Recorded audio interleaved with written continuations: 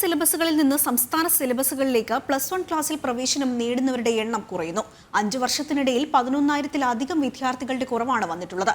ഇക്കാലയളവിൽ CBSE, ICSE സ്കൂളുകളിൽ +1 പ്രവേശനം നേടിയവരുടെ എണ്ണത്തിൽ വർധനവും രേഖപ്പെടുത്തി.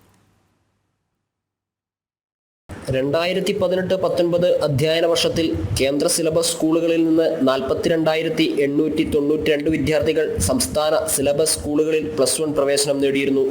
എന്നാൽ കഴിഞ്ഞ അധ്യയന വർഷമായപ്പോൾ അത് 31,697 കുറഞ്ഞു. 5 വർഷത്തിനിടെ കുറഞ്ഞത് 11,195 വിദ്യാർത്ഥികൾ. ഇക്കാലയളവിൽ CBSE സ്കൂളുകളിൽ +1 പ്രവേശനം നേടിയവരുടെ എണ്ണത്തിൽ 4,236 പേരുടെ വർധനമുണ്ടായി. ICSE സ്കൂളുകളിൽ 101 പേരും വർദ്ധിച്ചു. ഖാദർ കമ്മിറ്റി റിപ്പോർട്ടിന്റെ ന്യൂനതകൾ മൂലമാണ് സംസ്ഥാനത്തെ പൊതുവിദ്യാഭ്യാസ മേഖലയ്ക്ക് ഈ തിരിച്ചടി ഉണ്ടാകുന്നത് എന്നതാണ് ആരോപണം.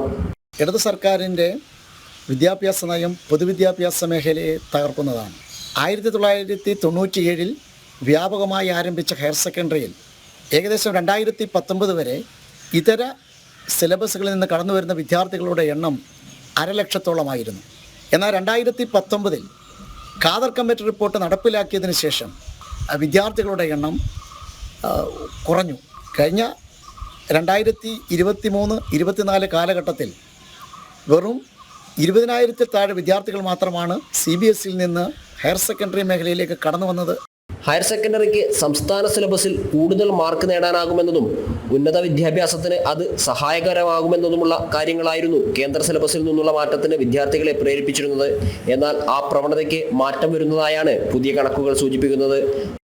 ജനം, കോഴിക്കോട്.